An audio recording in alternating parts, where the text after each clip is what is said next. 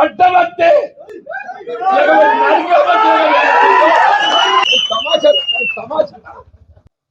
టికెట్లు పంచుకుంటానికి ఏదైతుందో ఇది నీ అయ్యే సొత్తు కాదు, అబ్బ సొత్తు కాదు. ఇది నీ అయ్యే సొత్తు కాదు, అబ్బ సొత్తు కాదు అంటున్నాను. ఇది మా కాంగ్రెస్ కార్యకర్త హక్కు అని చెప్పంటున్నా. కాంగ్రెస్ పార్టీ అంగట్ల సరుకు కాదు అని చెప్పంటున్నాను. రేపు రాబోయే మున్సిపల్ ఎన్నికలు ఒక్కటి కాదు, 50 టార్గెట్ 50 అని చెప్పంటున్నా. ప్రభుత్వ విధానాలు వచ్చినాయి కాబట్టి నేను కాంగ్రెస్ పార్టీలో చూస్తాను.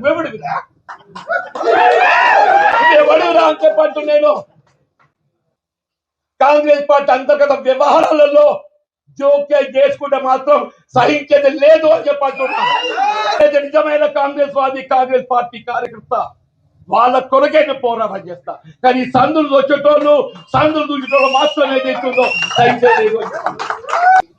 ఇలా శ్రీరామచంద్ర ప్రభు ఏదైతుందో ధర్మానికి కట్టుబడి ఉన్న రావణాసుడి 10 తలలు నరికిండు.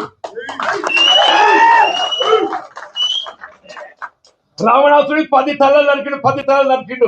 నువ్వెంత నీకు ఒక్క తలకాయ ఉంది.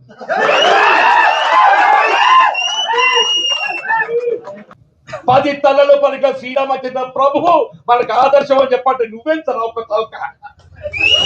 నేను ప్రజాస్వామ్యం నిలబెట్టడానికి కొరకు, నా కార్యకర్తల హక్కులు నిలబెట్టడానికి కొరకు వాళ్ళు ఏదైతుందో ఆ చివరి క్షణం వరకు నేను పోరాటం చేస్తా, మీ హక్కు నిలబెడతా. పార్టీలో 50 స్థానాలు కైవసం చేసుకోవాలి, కాంగ్రెస్ పార్టీ జెండా ఎగరవేయాలి.